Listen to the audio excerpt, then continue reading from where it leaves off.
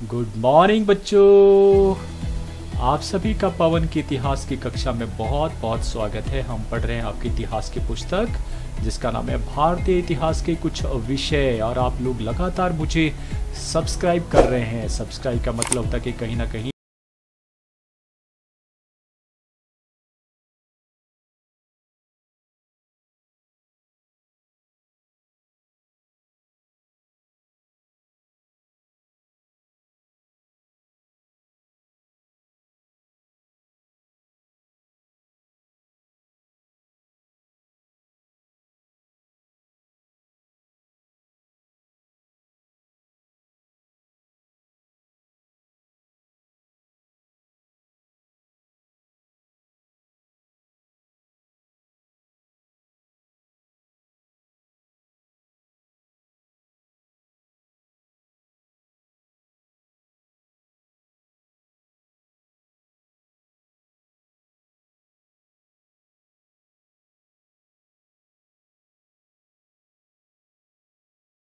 तो उसमें कुछ एक शब्द थे भाई, मैं शब्द लेकर आया हूं, उनको आपने सुमेल करना है, सही मेल करना है अगले शब्द के साथ, ठीक है।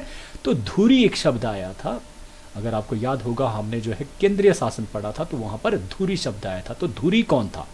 ये सारे शब्द है और उसमें धुरी कौन था भाई? बादशाह, क्योंकि वो मेन है। जैसे एक मान लीजिए एक तंबू होता है ना, तंबू का जो बीच वाला जो डंडा होता है ना, सेंटर वाला, उसी पर तंबू जो है खड़ा होता है। तो बादशाह ही धुरी है। उस समय बादशाह जो कहता था वो सब जो है कानून होता था, तो उससे बाहर कुछ भी नहीं होता था। बादशाह इंपॉर्टेंट था, इसलिए धुरी कहा गया। दूसरा है काजी। ये जो काजी है भाई, ये कौन है? ढूंढिए फटाफट करके। न्याय प्रबंधन था, जिला था, सिपा सलार, सूबा, सूबे का मुखिया। सही उत्तर है काजी का मतलब होता है जो न्याय करने वाला होता है, न्याय प्रबंधक, ठीक है। और उसके बाद दीवान। यस, दीवान जो है वो क्या था भाई? वैसे मैं आपको बता दूं, दीवान का जो कार्य होता था वो वित्त मंत्री का होता था, लेकिन यहाँ पर वित्त मंत्री कहीं नहीं नजर आ रहे थे। लेकिन भाई उसका दूसरा नाम भी था, उसको कहा जाता सिपह सालार भी कहा जाता था। फिर चौथा आता सरकार। यस, सरकार, याद कीजिए सरकार। आज सरकार किसी और नाम से जाना जाता है, सरकार, गवर्नमेंट, लेकिन उसमें सरकार जो है वो किसका नाम हुआ करता था? जिले को सरकार कहा जाता था, ठीक है। और प्रांत को सूबा कहा जाता था, याद रखना। और प्रांत के ही जो बड़ा अधिकारी सीएम होता ना आजकल, तो उस समय क्या कहा जाता था? सूबेदार। तो सूबे का मुखिया जो है सूबेदार, ठीक है। तो सिर्फ नाम बदले हैं और बाकी की बाकी व्यवस्था जो है वो भारतवर्ष में वैसी की वैसी जारी है। तो अब बात कर लेते हैं मनसबदारी प्रणाली की। अरे आप बोलेंगे भाई मनसबदारी प्रणाली, और यहाँ पर घोड़ा जो है लगाया है, एक सैनिक लगाया भाई, इसलिए लगाया है क्योंकि इसका संबंध ही इस मनसबदारी प्रणाली से है। आगे हम बात करेंगे। चलिए बात कर लेते हैं मनसबदारी प्रणाली। ध्यान से समझना है, बिल्कुल इजी है, आसान है, कोई ज़्यादा बड़ी बात नहीं है। मनसबदारी प्रणाली अकबर से पहले भी प्रचलित थी, परंतु उस समय इसका जो प्रारूप था वो थोड़ा सा डिफरेंट था, अविकसित था। कि मान लीजिए कोई मूर्ति बना रहा हो ना शुरू में, तो पता ही नहीं लगता भाई क्या बना रहा है, किसकी मूर्ति बन रही है। लेकिन धीरे धीरे जैसे जैसे शेप बनती रहती है वैसे वैसे फिर उसका जो है समझ आ जाती। तो ये समझ लीजिए कि जो पूरी तरह से जो पिक्चर बनी वो मनसबदारी की, वो किस समय बनी? अकबर के शासनकाल में, ठीक है। इससे पहले अविकसित था। फिर 1571 ईस्वी में इस प्रणाली में राजा टोडरमल ने जो है, ये हम बात करें कि जो विकसित कब हुई? अकबर के शासनकाल में। लेकिन अकबर में सबसे बड़ा जो योगदान दिया वो किसने था? राजा टोडरमल। याद रखना, राजस्व विभाग में सबसे ज्यादा सुधार, ये क्योंकि वो राजस्व मंत्री था, तो इसलिए 1571 ईस्वी में इस प्रणाली में उसने सुधार किया। राजा टोडरमल के सहयोग से इसको नया रूप दिया मनसबदारी को, और इस प्रकार से ये उस रूप में काफी समय तक जो है वो औरंगजेब तक जो है ये चलती रही, ठीक है। अब आता है मनसब का अर्थ। तो मनसब का अर्थ समझ लीजिए दर्जा, कि किस दर्जे का अधिकारी है, ठीक है।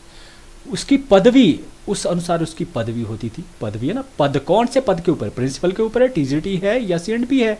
फिर स्थान, कौन से स्थान पर बैठेगा? देखिए दरबार लगता ना, दरबार होता था, तो दरबार में उसका स्थान भी निश्चित होता था, किस स्थान के ऊपर बैठेगा, सम्राट के नजदीक या सम्राट से दूर, क्योंकि वो मनसब के आधार पर ही वो स्थान भी मिलता था। तो इस सारी चीज को कहा जाता, दर्जा, पदवी, स्थान जो है वो मनसब निर्धारित करता। तो मनसब का मतलब हुआ दर्जा, पदवी और स्थान। क्लियर हो गया?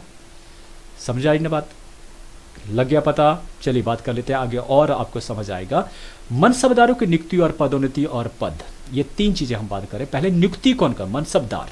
की नियुक्ति कौन हो। देखिए मनसबदारों का अगर आप इस तरह से लीजिए कि चलिए ए ग्रेड की जो जॉब होती है वो इंडियन एडमिनिस्ट्रेटिव सर्विसेज से आती है ना, आईएएस जो है, जब आप बड़े होंगे तो आप जो है आईएएस भी फाइट करेंगे, तो वहाँ से जो बच्चे जो है फाइट करते हैं और वो क्या होते हैं, जिला के कलेक्टर बन जाते, जिले के जो है वो बड़े अधिकारी और डीसी बनते हैं ना, दिए जाते हैं ना उनको पूरा पूरा पूरा पूरा डिस्ट्रिक्ट उनके पास जो होता है, ताकि वहाँ पर लॉ एंड ऑर्डर जो है बना रहे, है ना। तो ये फिलहाल ये एक ही उसको लेके चलिए, तो उसको मान लीजिए कि वो हमने कहा वो मनसबदार है, उसको दिया मनसबदार, पहले दर्जे का मनसबदार, है ना।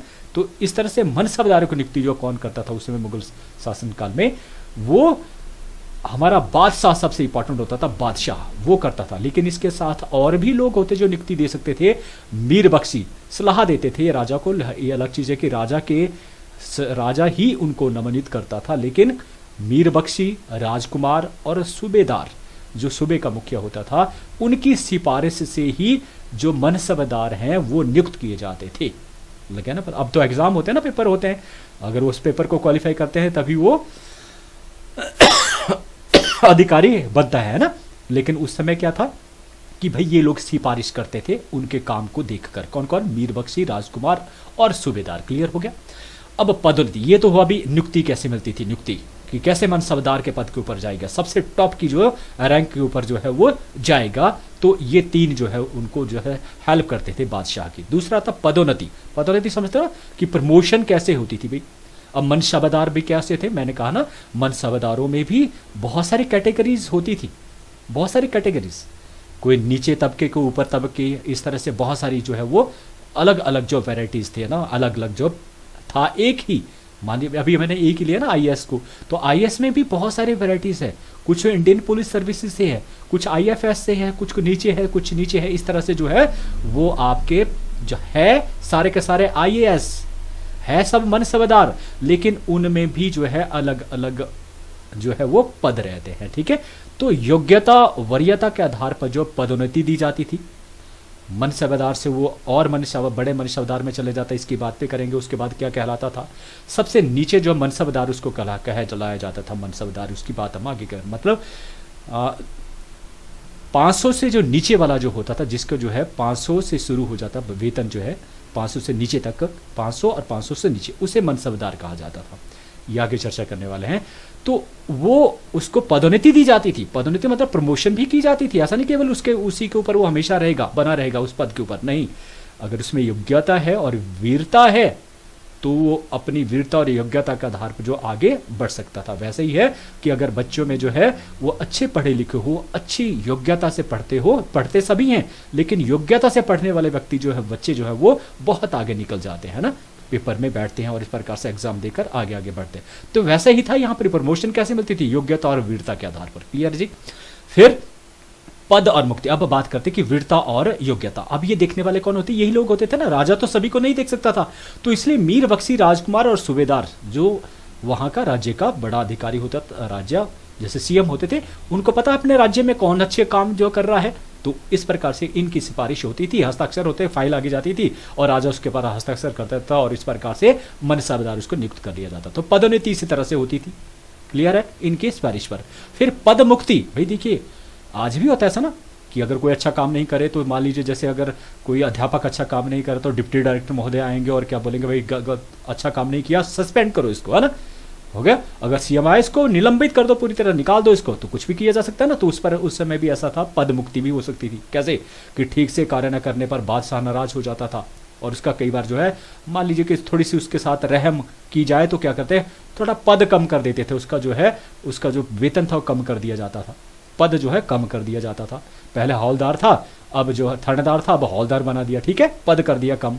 इसी तरह से पद से निलंबित भी कर दिया, अगर उसने बहुत ही गलत काम कर दिया तो निलंबित भी कर सकते थे। क्लियर है, तो समझ गए तीनों चीजें, नियुक्ति, पदोन्नति और पद मुक्ति कैसे होती थी। अब आता है दूसरा, मनसबदारों के वर्ग।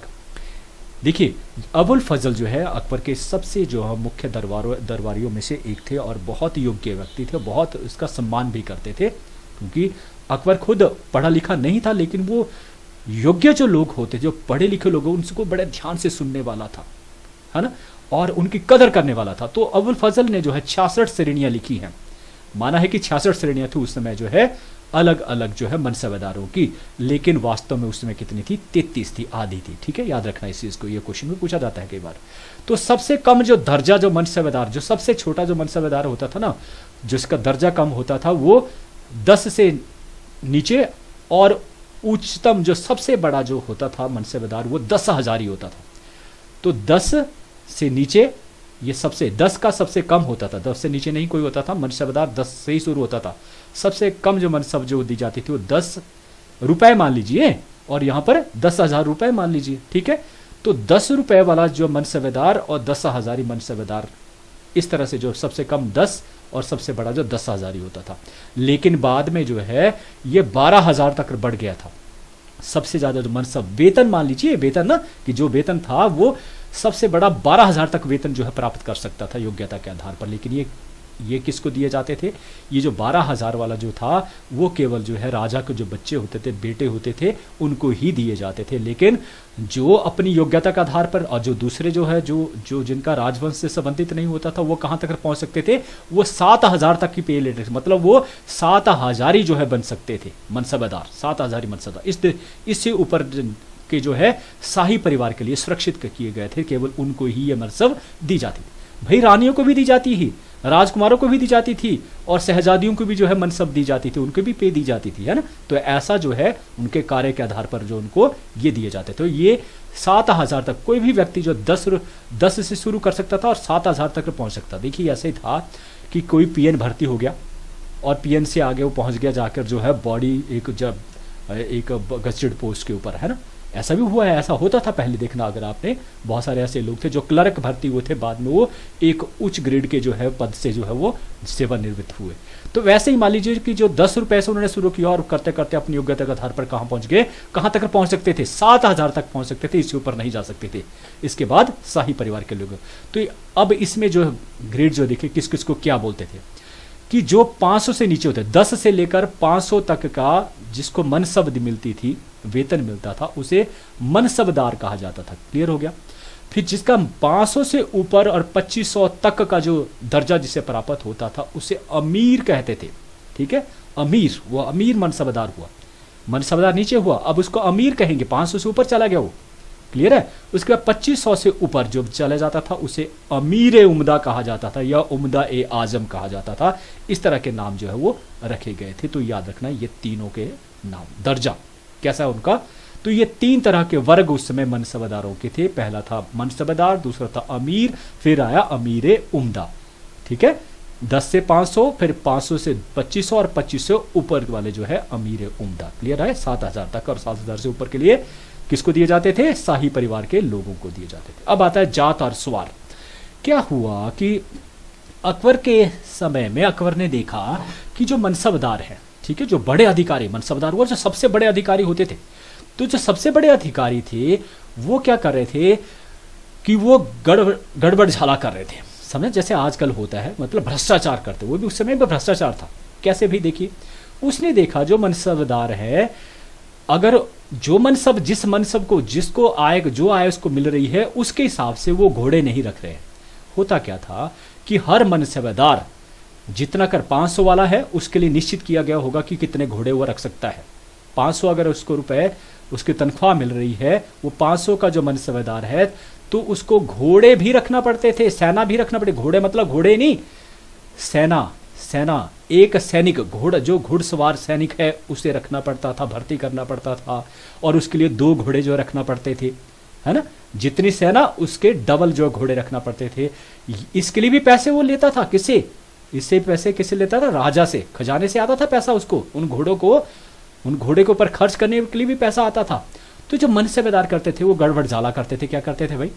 वो बताते थे भाई घोड़ा किसी का और पकड़ लिया, जब देखने के लिए आते तो किसी और का घोड़ा ले आए, खड़ा कर दिया, जी ये घोड़ा हो गया, ये सैनिक हो गया। और इस तरह से क्या था, इससे क्या था, एक ठगबाजी हो रही थी। सैनिक कम थे, अयोग्य थे, लोगों को किसी को भी खड़ा कर देते थे।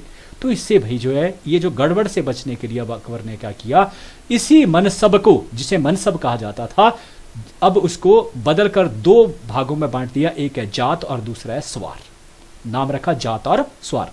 मनसबदार रहेंगे वो, लेकिन वो उसकी जात और स्वार बना दी गए 2 तरह के कैटेगरी, कि किस जात का है और क्या उसके सवार रहेंगे, ठीक है। स्वार, स्वार का मतलब हुआ ना घोड़े, स्वार का मतलब स्वार हुआ सैनिक जो है, जो सवारी करता है उस घोड़े की। तो सैनिक क्या रहेंगे और उसकी जात क्या रहेगी, उसकी पदवी क्या रहेगी, ये दो चीजें जो निश्चित करेगी। जात, जात बताती है उसकी पदवी, और स्वार बताते हैं जो कितने सैनिक, जो घुड़सवार सैनिक की बात करें हम यहाँ पर। तो जैसे अगर ये कहता है 3 वर्ग उसमें मनसबदारों के थे, याद रखना 3 वर्ग उसने मनसबदारों को बनाया। प्रथम वर्ग उन मनसबदारों का था जिसकी जात और स्वार जो पद थे वो बराबर थे। जात 5,000 वो तनख्वाह ले रही है, और 5,000 ही उसके पास सैनिक भी है, घुड़सवार सैनिक, लग गया ना पता। तो ये पहले दर्जे के जो मनसबदार होंगे, याद रखना, ठीक है। पहले दर्जे का मनसबदार जिसमें बराबर बराबर जात भी 5,000 की और स्वार भी 5,000। 5,000 वो पे भी लेगा और 5,000 जो है वो सैनिक भी रखेगा अपने अंडर, भर्ती करेगा और उनको अपने अंडर जो है रखेगा। और जब बादशाह को जरूरत होगी तो उसके लिए जो है उसे कार्य भी करना होगा, उसके लिए कार्य भी करना होगा। मनसबदार क्या करते थे कि अकबर ने बोला कि भाई जा मनसबदार, तेरे साथ जो पड़ोसी राज्य उसको जीत कर आ, तू कहां से जीतेगा, उसके पास क्या है, सेना है अपनी। तो पहले दर्जे का जो मनसबदार, ये बता दिया 5,000 की बात करें हम, 5,000, 7,000, 6,000, 4,000, है ना, ऐसे मनसबदार होते थे। लेकिन यहाँ 5,000 के ही 3 जो है वो बता दिए गए कि देखिए 5,000 एक पहले दर्जे का कौन होगा, जो 5,000 जो है जिसकी जात होगी, और 5,000 स्वार। फिर दूसरे दर्जे का कौन मनसबदार होगा, जिसके आधे से ज्यादा जो स्वार रखने का, आधा, देखिए 5,000 का आधा क्या हुआ, 2,500, तो 2,500 से ज्यादा हुआ 3,000, है ना। तो जिसका 5,000 जो है जात होगा और 3,000 जो है स्वार होगा, वो दूसरे दर्जे का जो है वो मनसबदार होगा, दूसरा दर्जा होगा इसका, याद रखना। और तीसरा दर्जा किसको, मनसबदार को प्राप्त था 5,000 में, कि 5,000 जात है और 2,000, आधे से कम वो स्वार रखेगा, सैनिक रखेगा, घुड़सवार सैनिक, ठीक है। तो उसे कहा गया तीसरे दर्जे का मनसबदार। क्लियर हो गया सबको। तो इस तरह का दर्जा था सभी में, चाहे 7,000 में चाहे 5,000 में दर्जे बनाए गए थे इसी तरह से जात और स्वार को लेकर। अब क्या हो गया भाई, ये रख तो दिया उन्होंने 3,000 स्वार, लेकिन अब वो गड़बड़ और ना करे, इसलिए क्या कर दिया गया भी, चेहरा और दाग प्रणाली जारी की गई। याद रखना, ये शेरशाह सूरी ने किया था इसे शुरू, तभी तो कहा कि शुरू तो कर दिया गया था शेरशाह सूरी ने, लेकिन कुछ एक चेंज जो है वो अकबर ने लेकर आए थे। तो शेरशाह सूरी ने क्या किया भाई, उसे चालाक था, उसको मालूम था कि जो गड़बड़ झाला कर रहे हैं इनको, इनके लिए क्या जरूरी है कि भाई चेहरा देखना, हुलिया। आज भी भारतीय सेना में या कहीं भी अगर किसी टीचर को रखा जाता तो उसका हुलिया जो है लिखा जाता है कि कहाँ उसका परमानेंट मार्क है, कोई निशान चेहरे पर या कहीं भी, तो इस प्रकार हुलिया रखना कि वही व्यक्ति है, क्योंकि जब वो आपका निरीक्षण होगा तो वो देखा जाएगा ये वही व्यक्ति है, इसलिए चेहरा, सैनिक का चेहरा जो है वो परमानेंट। फिर दूसरा दाग प्रणाली, ये घोड़ों को दागने की व्यवस्था थी, कोई भी घोड़ा पकड़ के ले आया और खड़ा कर दिया, बिल्कुल नहीं, दाग लगेगा, दाग लगाया जाएगा, उसके ऊपर स्टैंप लगी होगी उस मनसबदार की। तो इसका मतलब अब वो मनसबदार अपने घोड़ों को दूसरे मनसबदारों तक नहीं पहुंचा सकता था, क्योंकि वो उसी का ही माना गया। तो अब वो चालाकी नहीं कर सकता, इसलिए चेहरा और दाग प्रणाली जो है वो शुरू की गई थी, ठीक है। तो किसके, ये जात और सवार का ही एक हिस्सा था। हो गया जी, लग गया ना जात और सवार का पता। तो इसमें बड़ा कंफ्यूजन आपका जो है करते हैं बहुत सारे लिखने में, उत्तर लिखने में। अब आता है मनसबदारों का वेतन कहां से आता था जी। मुगल मनसबदारों को कहते हैं उस समय बहुत अच्छा वेतन मिलता था, ये प्राय नगद भी होता था और जागीर के तौर पर भी होता था। नगद मतलब नगद पैसे, है ना, वेतन दिया जा रहा, और जागीर कि भाई जा फलाने इतने गांव तेरे को दे दिए, इसका जो राजस्व है, यहां से जो पैसा आएगा राजस्व का, टैक्स का, वो तेरा होगा। क्लियर हो गया। तो इस प्रकार से दो तरह से जो है वो वेतन दिए जाते थे मनसबदारों को। हो गया। अब आता है, ये कहता है कि उन्हें अपनी व्यक्तिगत आय और वेतन से ही अपने स्वयं के अधीन घुड़सवारों और घोड़ों का खर्च भी चलाना पड़ता था, जो उसको दिया जाता था। उस समय अकबर जो देता था, उनको पैसे देता था, उससे ये सारी चीजें संभव होती थी। ये सारी चीजें घुड़सवार भी रखता, सैनिकों भी रखता था, उसका खर्चा भी उसी से चलना पड़ता था। तो इतना होने पर भी ये कहता है कि अकबर के काल में मनसबदार बड़ा सुखी जीवन व्यतीत करता, ठाठ से जीवन व्यतीत करता था, क्योंकि भाई उस समय क्या था, जो रुपए की क्रय शक्ति थी वो बहुत ही ज्यादा थी। सोचिए हम उस समय, ये तो अकबर की बात हो रही है, यहाँ आज से ही अगर हम जो है 20-30 वर्ष पहले चले जाते हैं तो 1 रुपये से बहुत कुछ खरीदा जा सकता था, 1 रुपये से, मात्र 1 रुपये से, ये अभी तो। लेकिन हम बात कर रहे हैं अकबर के शासनकाल की, 1575 के शासनकाल की बात कर रहे हैं। तो सोचिए जरा, तो आज जो है कितना चला है, 2021 चला है। तो इतने पहले जो है लोगों को 5,000 मिलता, कितना बड़ा था वो। तो भाई उस पैसे से सारे काम होते थे, घुड़सवार भी रखे जाते थे और अपना खर्च भी चलता और सुखी और ठाठ का जीवन व्यतीत करते थे ये लोग, ठीक है। क्यों? क्योंकि क्रय शक्ति बहुत ही कम पैसे लगते थे खरीदने में। ये तो रुपए की बात हो रही, रुपए के आगे बहुत सारे हिस्से थे, एक पैसे से बहुत सारी चीजें खरीदी जा सकती थी। तो आज की तुलना में बहुत अधिक जो है वो उस समय उसकी वैल्यू थी पैसे की। ये कहता है कि प्रथम जो श्रेणी थी, जैसे कि 5,000 की बात करी हमने पहले, तो 5,000 जो मनसबदार को जो है उस समय 30,000 रुपए प्रति मास जो है वेतन दिया जाता था। जो पीछे मैंने कहा था ना 5,000, वो मैंने ये कहा था कि मान लीजिए कि 5,000, तो उसके नाम होते थे 5,000 मन, तो 5,000 जो होता था उसको 30,000 रुपए जो है मासिक वेतन था। सोच लीजिए, ये पहले दर्जे का जो मैंने बात, जिसको 5,000 बटा 5,000 घुड़सवार भी रखेगा। जो दूसरे दर्जे का पढ़ा था हमने 5,000 और 3,000 का, उसको क्या 29,000 दिया जाता था। और तीसरा पढ़ा था हमने 5,000 और 2,000 सवार रखने का, उसको 28,000 वेतन दिया जाता था। तो ये उनके वेतन थे। कितना वेतन जो उस समय मिलता था सोचिए जरा, है ना। तो इससे वो सारे काम जो है वो करता था। क्लियर हो गया। इसके अलावा ये कहता है ये तो वेतन मिलता ही था, लेकिन प्रत्येक सवार के लिए, याद रखना, प्रत्येक सवार के लिए, मतलब जो सैनिक होता था, घुड़सवार सैनिक होता, उसके लिए 2 रुपए प्रति मास के हिसाब से अतिरिक्त वेतन भी दिया जाता था। सोचिए, उसके रखरखाव के लिए, उस क्या देखिए 2 रुपए प्रति मास मिलता था उस प्रत्येक सवार के लिए। तो भाई एक ने सवार पहले 5,000, पहले दर्जे के पास कितने सवार थे? 5,000। तो 5,000 गुना कर दीजिए 2, कितना हो गया? 10,000, है ना। 5,000 कम मल्टीप्लाई 2 का 10,000 रुपए किसके लिए मिल रहे हैं? सवार के लिए मिले। ये अतिरिक्त तो मिलेगा उनको पैसा। क्लियर है।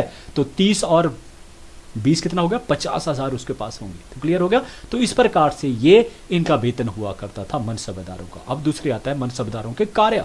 क्या कार्य करना पड़ते थे? देखिए, मनसबदार जो है वो सैनिक अभियानों में भेजे जा सकते थे। बोला ना कि अकबर ने जो है कहा भी पड़ोस का जो प्रदेश है उसमें जो राजा है उसकी मृत्यु हो गई अकस्मात, अब वो कमजोर है, उसको जीता जा सकता, तो जा भाई फलाने मनसबदार अपनी सेना ले और उसको जीत करा। और वो किसका हुआ हिस्सा? वो उस मनसबदार का हिस्सा नहीं होता था, वो उस सम्राट का ही माना जाता था। ये रखना अपने। अगर अकबर के शासनकाल में जितनी लड़ाइयां लड़ी गई केवल 2 जगह के ऊपर ही गया था अकबर खुद। एक जो है गुजरात की विजय के लिए और एक जो है मेवाड़ की विजय के लिए। मेवाड़ में जो आपका उनकी राजधानी थी चित्तौड़ को जीतने के लिए। बाकी वो सारे कौन गए? मनसबदार। कोई मान सिंह गया, कोई और गया, कोई और गया। तो ये मनसबदारों से कार्य लिया जाता था। क्लियर है कि जाइए भाई और करिए। फिर विद्रोह रोकना है। मान लो जी कि वहां पर कोई विद्रोह हो जाता है, अंतः विद्रोह हो गया, तो वहां उसे दबाने के लिए, नए प्रदेश जीतने के लिए, साथ साथ पद से संबंधित और समय जितने भी कार्य थे वो उनको दिए जा सकते, चाहे वो गैर सैनिक ही क्यों ना हो। ऐसा नहीं कि केवल सैनिक कार्य के लिए, सैनिक अभियान के लिए उनको भेजा, उनको गैर सैनिक कार्य भी दिए जा सकते थे, प्रशासनिक कार्य भी दिए जा सकते थे। ये जो है कार्य किसको करना पड़ते थे? ये सभी मनसबदारों को करना पड़ते थे। चलिए, अब ये था कार्य। अब आता छठा, मनसबदारी प्रथा में सुधार। अकबर के उत्तराधिकारियों के समय जो मनसबदारी प्रथा थी वो बहुत ही अकुशल हो गई। कोई भी चीज़ आती है ना, जब शुरुआत होती है ना किसी चीज़ की, तो बहुत अच्छे से होती है, लेकिन जो है लोग क्या करते हैं, हर चीज़ का एक तिगड़म निकाल लेते हैं, है ना। सरकार जितने मर्जी कानून बना ले, लेकिन लोग उसका तोड़ निकाल ही लेंगे। इसका उदाहरण देता हूं कि अभी जो देखा होगा, बहुत सारे गुटखा खाते थे ना, अभी भी खाते हैं, लेकिन देखिए कानून बन गया है, लेकिन जो अभी भी गुटखा जो बिक रहा है तो उसका तिगड़म निकाल लिया है लोगों ने कई तरह से, है ना। तो ऐसे ही था कि मनसबदारी प्रथा जो है, योग्य शासक तो इसको संभाल पाए, लेकिन अयोग्य शासक थोड़ा सा जो है वो इसको संभाल नहीं पाए। तो अकुशलता के कारण, अकुशल शासन प्रबंध होने के कारण जो ये प्रथा है, मनसबदारी प्रथा, इसमें बहुत सारा जो है वो क्या आ गया, बहुत गलत जो है बातें आ गई। तो इसमें सुधार की आवश्यकता हुई। तो जहांगीर के शासनकाल में क्या हुआ, दुअस्पा सिंह अस्पा पद जो है लागू किया गया। याद रखना, दुअस्पा सिंह अस्पा, ये कई बार पूछा जा सकता है साहब। ये पद जो है लागू किया गया। भाई ये पद क्या था? ये पद उसी मनसबदार को दिया जाता था जिससे सम्राट प्रसन्न होता, खुश हो गया, तो वो इस पद को दे देता था। ठीक है। और शाहजहां ने अपने सिंहासन में बैठने के पश्चात देखा कि मनसबदार अपने पास घुड़सवारों की पूरी संख्या नहीं रखते हैं। आगे ना दिक्कत, जैसे अकबर के शासनकाल, और उसने फिर इसको, परंतु वे स्वार पद पर पूरा वेतन नहीं देते थे और इस कारण उसने घुड़सवारों को वेतन कम कर दिए। ठीक है, स्वार पद का पूरा वेतन लेते थे। ठीक है, घुड़सवारों को पूरी संख्या नहीं रखते थे, घुड़सवारों की पूरी संख्या नहीं रखते थे। और फिर देखिए बोला ना 5,000, पहला दर्जे का था 5,000 बटा 5,000 ही उनको रखना पड़ेगा, 5,000 उनको सवार रखना पड़ेगा। लेकिन उसने क्या किया, 3,000 रखे, 2,000 की पे वो खुद खा गया। समझे बात? ऐसा बोल रहे हैं कि उस समय जो है शाहजहां के शासनकाल में ऐसा हो रहा था। इस कारण उसने क्या किया, घुड़सवारों के वेतन कम कर दिए और शाहजहां ने मासिक वेतन भी लागू कर दिया। मासिक वेतन देखिए उसमें जागीरी देने की भी व्यवस्था थी। अब जागीर तो दे दी, लेकिन वहां से कर ही कम आ रहा हो तो क्या होगा, घाटा किसका हुआ, उस जागीरदार का हुआ। इसलिए क्या हुआ, उसने देखा कि बहुत सारे ऐसे जागीरदार हैं, जागीरदार नहीं मनसबदार है, वो इसलिए भी घोटाला कर रहे हैं क्योंकि उनकी जो इनकम है वो कम है, जो जागीर उनको दी गई है, जहां से आय आती है वो बहुत कम है, इसलिए वो गड़बड़ झाला कर रहे हैं। ये वैसा ही है कि आपने किसी को जो है अपनी गाड़ी जो आपने खरीदी और आपने किसी ड्राइवर को रख दिया। अगर ड्राइवर को आप अच्छी तनख्वाह देंगे तो वो आपका ईमानदारी से काम करेगा, लेकिन अगर आप उसको कम देंगे तो क्या करेगा भाई, उसने परिवार पालना, तो क्या करेगा, उसके कहीं ना कहीं वो गड़बड़ झाला करेगा। तो वैसा ही हो रहा था शाहजहां के शासनकाल में। लेकिन उसने देखा भाई ये गलत, इसका मतलब कहीं ना कहीं जो गड़बड़ है। तो उसने देखा कि ऐसे भी जागीर थे जहां पे कम कर आता था, उपजाऊ भूमि कम थी और इसलिए जो है वहां पे कर वसूल कम किया जाता था और इसके लिए जो है वो जो मनसबदार थे वो गड़बड़ झाला कर रहे थे। तो इसलिए क्या किया उसने, अब जो वेतन था वो नगद दिया जाने लगा बजाय जो है जागीर देने के। तो ये सुधार जो है कुछ हुए बाद में। साथ आता है मनसबदारों की कर्तव्य। क्या कर्तव्य होते थे इनके, कुछ तो हमने जो कार्य होता था ना, कुछ को पूरा करना, वही कर्तव्य होता था। ये कहता है कि सैनिक हो चाहे गैर सैनिक कार्य हो, उन पर उन्हें लगाया जा सकता था और दूसरे देशों को जीतने, विद्रोहियों को कुचलने, चोर डाकुओं को पकड़ने, ये सभी कार्य जो उनसे किए जाते थे। तो उनको प्रशासन प्रबंध के किसी भी विभाग में या दरबार में उपस्थित होने के लिए कहा जा सकता था। तो ये कर्तव्य और कार्य हमने पहले पढ़ लिए। चलिए बात कर लेते हैं अब दोष क्या थे इसके और गुण क्या थे। पहले पढ़ लेते हैं भाई दोष क्या थे, है ना, इंपॉर्टेंट है दोष ये क्या थे। देखिए, सैनिक एवं गैर सैनिक सेवाओं को एक करने के कारण सेना की कार्यकुशलता कम हो गई। क्या भाई, फिर से कि सैनिक और गैर सैनिक, आज की डेट में भारत के उपेक्ष में अगर आप देखते हैं, जो सैनिक पद हैं वो अलग से है ना, और जो गैर सैनिक होते हैं वो उनकी सेवाएं भी अलग हैं।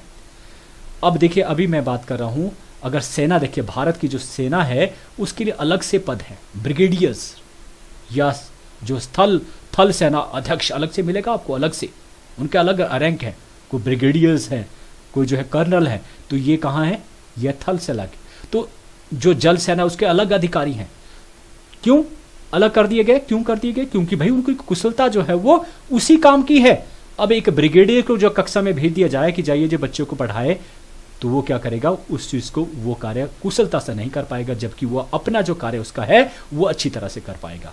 तो भाई गड़बड़ कहाँ थी कि अकबर के या जो मुगल शासन था वहां पर क्या था कि सैनिक और गैर सैनिक सेवाएं, इनमें कोई अंतर नहीं था, दोनों ही सेवाएं जो है वो मनसबदारों से ली जाती थी।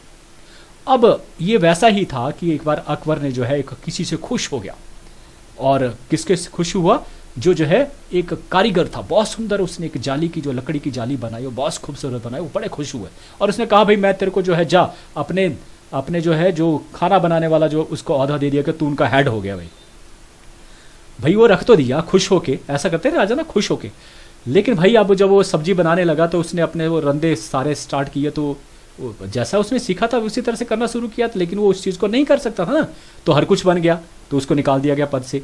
तो उसको समझ आई कि भाई ऐसा तो ये सैनिक और असैनिक पद जो है वो अलग अलग होने चाहिए ऐसे। तो वही मैं कह रहा हूं कि एक तो सबसे पहले हम कर रहे हैं दोष की बात, कि दोष हो गया, क्या हो गया भाई, कि सेना की कार्यकुशलता कम होगी, कार्यकुशलता थी वो कम होगी। दूसरा, गैर सैनिकों को सेनापति बना दिया जाता था और वो क्या करते, उसका भारी खामियाजा अब बना, वही ना कि खुश हो गया राजा मिस्त्री से और उसको बोला कि चल भाई तेरे को सेनापति बना दिया। अब वो क्या करेगा भाई, वहां पर उसको अनुभव थोड़ा ना लड़ाई लड़ने का, तो ऐसा सेनापति बैठा देंगे तो किसको नुकसान होगा, सेना को भारी नुकसान होगा, क्योंकि उसके डिसीजन होंगे गलत होंगे। तो भाई ये भी इसका जो है वो दोष था मनसबदारी का। तीसरा, अधिक वेतन तथा जब्ती प्रथा होने के कारण मनसबदार ऐश्वर्य का जीवन व्यतीत करने लगे। पढ़ा ना हमने कि उनको वेतन अच्छे मिल रहे थे, और इतने अच्छे वेतन थे कि वो बड़े ठाठ कर ऐश्वर्य का जीवन, जब पैसा ज्यादा आता ना तो क्या होता है, जो ऐश्वर्य जो है वो आदमी को निकम्मा बना देता है। ठीक है, उसकी जो काम, जिस निपुणता जो हासिल करके जिस जगह पर पहुंचा, उस निपुणता में फर्क आ जाता है। तो जो ज्यादा ऐश्वर्य किसी के लिए सही नहीं रहता है। तो इसके कारण भी क्या हुआ, वो निकम्मे होते चले गए। चौथा, मनसबदार सैनिक मनसबदारों के प्रति अधिक विश्वसनीय होते थे ना कि बादशाह के। अभी पढ़ा हमने ना कि जो भी सेना होती थी, राजा की जो सेना होती थी अपनी सेना नहीं होती थी, याद रखना इस चीज को। वो मनसबदारों की सेना होती थी सारी की सारी। राजा को जब भी जरूरत होती थी, अगर राजा ने अभियान करना है तो वो उन मनसबदारों की ही सेना को इकट्ठा करता था, क्लियर है, और उसके वो आगे उसके चलता था और उसको नेतृत्व करता था। तो भाई ऐसे ही अब बात कर रहे हैं यहाँ पर कि जो मनसबदार के जो द्वारा जो रखे जो सैनिक होते थे वो उन मनसबदारों के ही ज्यादा जो स्वामी भक्त होते थे। क्यों भाई? क्योंकि उन्होंने ही उनको रखा है। भर्ती किसने किया? उन मनसबदारों ने किया। तनख्वाह कौन दे रहा? वो मनसबदार दे रहा। हालांकि आगे से कह रहा है वेतन बादशाह ही उनको वेतन आगे से आगे फॉरवर्ड हो रहा है, लेकिन भाई किसके हाथों जा रहा है? मनसबदारों के हाथों से ही उनके हाथ में जा रहा है। तो मालिक कौन हुआ उनका? मनसबदार। तो मालिक के प्रति ज्यादा वफादार हुए ना, समझ आई ना बात? तो इसलिए जो है वो उनके, इसलिए मनसबदारों के प्रति वो ज्यादा वफादार थे ना कि बादशाह का। ये भी दोष था, ये भी अवगुण था। और पांचवा, विभिन्न मनसबदारों के अंतर्गत सैनिकों की कार्यकुशलता में अंतर था। हो सकता है एक मनसबदार बहुत योग्य हो, उसने सैनिकों को बड़ी अच्छी ट्रेनिंग दी हो, बहुत अच्छी, और एक जो है कैसा है, वो अच्छा नहीं है, निकम्मा है। तो उसके अंतर्गत जो आया जो सैनिक हो कैसा होगा? निकम्मा होगा, है ना। इनमें आपसी तालमेल नहीं बनेगा। फिर एक निकम्मा है, एक बहुत योग्य है, तालमेल कहां बैठेगा? तो इस तरह से राष्ट्रीय भावना का अभाव। तो ये जब सेना जो है, जब जरूरत होती ही एक जगह, वैसे ही है कि एक खिलाड़ी कहीं और से पकड़ लिया, एक और से पकड़ लिया, एक और पकड़ लिया, फिर उनको भेज दिया कि जा भाई खेल दूसरे अपोजिशन के साथ। वो जानते तक नहीं एक दूसरे को, तो भाई वो क्या खेलेंगे? तो वैसा ही होता था। ये इसके दोष थे। क्लियर हो गया? मनसबदारी के दोष। इसी तरह से छठा जो था वो था कि अकबर के उत्तराधिकारियों के समय मनसबदार कम सैनिक और घुड़सवार रखते थे, परंतु वो वेतन अधिक लेते थे और इससे राज्य कोष पर बुरा प्रभाव पड़ता था। ये भ्रष्टाचार शुरू हुआ। मनसबदारी व्यवस्था से क्या शुरू हुआ? भ्रष्टाचार शुरू हुआ। राजकोष पर जो है इसका बुरा प्रभाव पड़ा। तो ये कितने पढ़े हमने? लगभग 6 जो है इसके अवगुण पढ़े। अब बात करते थे इनके गुणों की। गुण क्या? देखिए, पहला गुण, मनसब योग्यता के आधार पर दिए जाते थे। पढ़ा ना हमने कि योग्यता है तो आप मनसब बड़ी से बड़ी जो ले सकते थे। कहां से? 10 से शुरू होता था और 12 नहीं 7,000 तक जो है वो जा सकता था। समझाई ना बात? तो भाई अब योग्यता का आधार जब कोई चीज मिलने लगती तो उससे क्या होता है? आपस में एक संघर्ष जो है उत्पन्न होता है, आगे से आगे बढ़ने का, अच्छे से अच्छा करने का। तो इससे क्या हुआ? भी कार्यकुशलता मिली देखने में, कार्यकुशलता दिखाने का हर संभव प्रयास करता था हर मनसबदार, अच्छा से अच्छा काम करता था। तो ये प्रतिस्पर्धा से फायदा किसको हुआ? राजा को हुआ। दूसरा, मनसबदारों को अपने वेतन और पदोन्नति के लिए बादशाह पर निर्भर रहना पड़ता था, क्योंकि बादशाही से सारी चीजें मिलती थी। तो भाई जब बादशाह ही सब कुछ था तो इसलिए जो है बादशाह के प्रति वो हमेशा क्या रखते थे? वैसे ही रखते थे जैसे एक पिता के प्रति उनका व्यवहार होता है। तो इस प्रकार से विद्रोह की संभावना नहीं रहती थी, क्योंकि अगर आप विद्रोह करेंगे तो आपको कुछ नहीं मिलेगा। तो इसलिए सब कुछ मिलता रहे ठीक उसी प्रकार से, इसलिए जो है इस व्यवस्था में विद्रोह की संभावना नहीं थी। ये दूसरा इसका गुण था। फिर तीसरा है कि बादशाह की स्थिति मजबूत हुई इस व्यवस्था से। कैसे हुई? क्योंकि मनसबदारी प्रणाली के कारण जमींदारों का जो प्रभाव था वो कम हुआ। जमींदार जिनके पास बड़ी बड़ी जागीरें हुआ करती थी, उनसे बड़े अब मनसबदार हो गए। और मनसबदार किसके रहमो करम पे थे? बादशाह के। तो जब बादशाह के नीचे जो मनसबदार से जमींदार नीचे, तो जमींदारी जो लोग कभी जो है बादशाह को तंग करते थे उनका प्रभाव कम हो गया। फिर ये भी इसका गुण है मनसबदारी का। चौथा है, मनसबदार प्रणाली के कारण ही मुगल बादशाह एक विशाल स्वामी भक्त सेना संगठित करने में सफल हुआ। कि भाई बिना टेंशन लिए ही, टेंशन भी नहीं है और बिना टेंशन के एक विशाल स्वामी भक्त सेना संगठित करने में सफल हुआ। क्योंकि हर मनसबदार सेना रखेगा, सभी के पास अपनी अपनी सेना हो। तो इन सेना को जब इकट्ठा किया गया तो लाखों में यह सेना बनती थी। तो एक बड़ी विशाल सेना, और उसका प्रबंध कौन करेंगे? अलग अलग तरह से उसका प्रबंध भी कर दिया गया था। तो भाई ये चौथा। पांचवा क्या है कि मनसबदारों को प्रशासन से संबंधित अनेक जिम्मेदारियां निभाना पड़ती है और इस कारण मुगल बादशाह अनेक परेशानियों से बच गया। कि जो परेशानियां उसके दिमाग में जो है या उसको मिलनी चाहिए थी, वो परेशानियां किसके पास चलेगी? मनसबदारों के पास चलेगी। वो देखते रहे, क्योंकि सेना का काम उसको ही देखना है। अच्छा योग्य सैनिक होना चाहिए, कैसा होना चाहिए, उसी का काम है। राजा सिर्फ जाएगा और देखेगा, ठाठ से जाएगा और देखेगा भाई कैसे किया, सही किया है कि गलत किया है, और बस वहाँ पर अगर गलत किया तो वहाँ पकड़ेगा और बोलेगा गलत है भाई, है ना। तो इस तरह से क्या है, कोई सिरदर्दी नहीं है, बादशाह को सिरदर्दी किसी के मनसबेदार रुकती, ये इसके गुण थे। तो मैं समझता हूँ कि आपने ये मनसबदारी प्रणाली को अच्छे से समझ लिया होगा। अब बात कर लेते हैं कुछ एक चीज़ें ज़िंदगी में और भी अच्छे से समझ लेनी चाहिए। हमेशा आंखें खोलकर चलें। मैं अपने दर्द की दास्तां सुनाऊं कैसे, मैं अपने दर्द की दास्तां सुनाऊं कैसे, जो बीत रही मेरे मन में वो बताऊं कैसे। सभी आंखें मूंदे चलते हैं इस धरा पर, सभी आंखें मूंदे चलते हैं इस धरा पर, मैं आबाद भी हूँ तो हूँ कैसे, तो हूँ कैसे। बहुत सारे लोग चलते हैं और देखते हैं छोटे छोटे बच्चे काम कर रहे हैं, उनके साथ नाजायज़ हो रहा, गरीब के साथ नाजायज़ हो रहा, और निकल पड़ते हैं, देखते देखे ही निकल जाते हैं। तो उनके लिए ये चंद लाइनें मैं कह रहा हूँ कि कभी भी आंखें मूंद के मत चलिए, खोल के चलिए। शायद आपकी आंखें खोलने से ये जो धरा है, ये जो भारत है, वो सचमुच सोने की चिड़िया फिर से बन जाए, फिर से स्वर्ग बन जाए। इसी की कल्पना करते हुए मैं आपसे विदा लेता हूँ। थैंक यू जो आपने मुझे ध्यान से सुना।